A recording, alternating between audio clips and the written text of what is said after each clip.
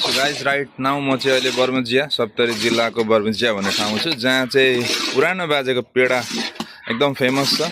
So यसको making हामी हेर्दैछौँ र यो भाइ पनि हुनुहुन्छ, भाइलाई हामी सोध्छौँ यसको मेकिङ कसरी हुन्छ भनेर।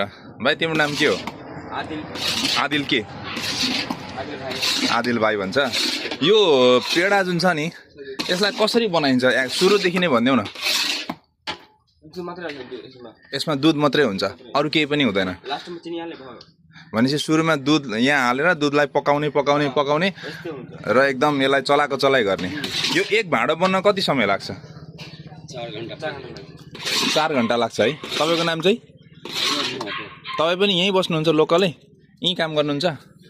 सो भनेपछि यो एक भाँडो कति लिटरको दुधको बन्छ? 120 लिटर यसमा पुरा अट्छ। अनि यसमा चिनी चाहिँ कतिखेर हालिन्छ? मतलब यो अलिक बाक्लो भइसकेपछि यसमा चिनी हालिन्छ। यो कसरी केजीको बेच्नुहुन्छ तपाईँहरू?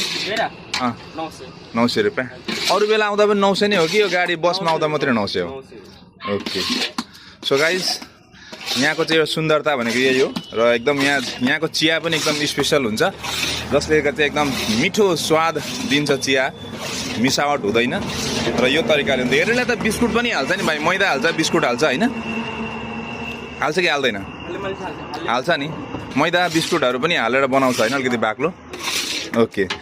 सो यसको एक्चुअल ओरिजिनल चाहिँ कुन दोकान हो? सुरुबाट चाहिँ जसले स्टार्ट गरेको थियो त्यो दोकान चाहिँ कहाँ हो?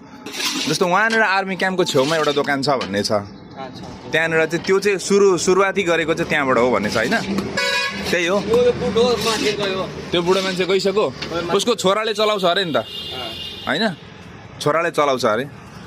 सो ओके, हामी चाहिँ यहाँनिर छौँ एक्चुअली बर्मजिया सप्तरी जिल्लामा पर्छ जहाँ चाहिँ एकदम यो स्पेसली बर्मजियाको पेडा फेमस भनेर मानिन्छ। गाडीहरूको यहाँ बिसाउने ठाउँ पनि हो, मान्छेहरूले कोसेलीको रूपमा पनि प्रयोग गर्छन्, लान्छन् र एकदम यसको स्वाद पनि उत्तम हुन्छ जसमा चाहिँ प्योर दुधले बनेको हुन्छ र लास्टमा चिनी हालिन्छ है भाइ।